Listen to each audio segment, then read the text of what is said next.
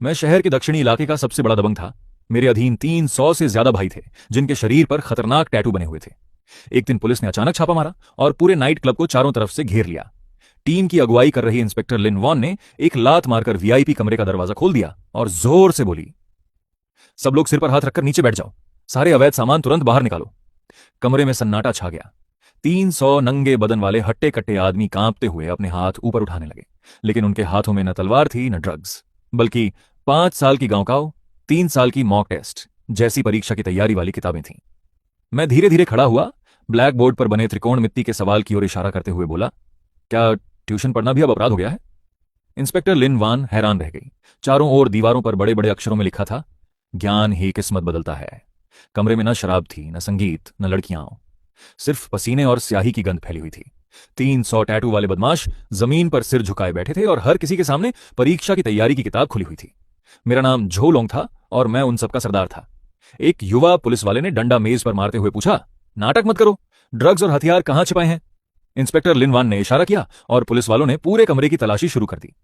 मेरे सभी साथी चुपचाप बैठे रहे। उनकी नजरें अब भी अपनी अपनी अभ्यास पुस्तिकाओं पर टिकी थीं। तभी मेरा एक साथी पांव झांग धीरे से बोला, लोंग भाई, क्या मैं 2 बहुविकल्पीय सवाल और हल कर सकता हूं? समय कम बचा है। मैंने सिर हिलाया, कर लो, लेकिन उत्तर साफ सुथरे लिखना। यह सुनकर इंस्पेक्टर लिन वॉन के चेहरे की मांसपेशियां तक भड़क उठी। करीब आधे घंटे की तलाशी के बाद पुलिस को कुछ भी अवैध नहीं मिला।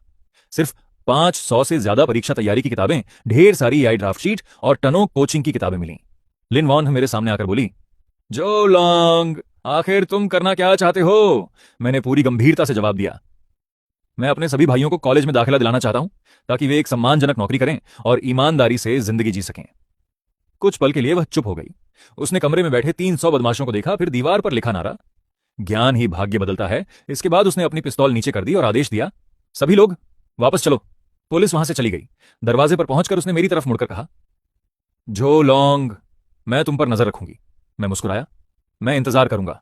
जैसे ही नाइट क्लब का दरवाजा बंद हुआ, मैंने जोर से कहा, ठीक है। पुलिस चली गई। सब लोग खड़े हो जाओ, क्लास फिर से शुरू करते हैं।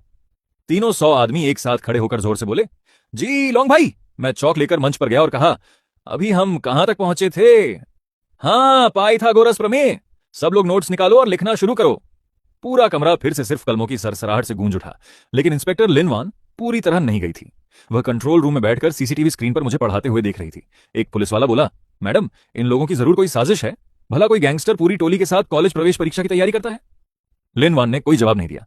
वह बस स्क्रीन पर मुझे देखती रही, जबकि मैं ब्लैक बोर्ड पर सवाल हल करते हुए कह रहा था, यह सवाल तो आसान है, फिर भी इतने लोग गलत क्यों कर रहे हैं?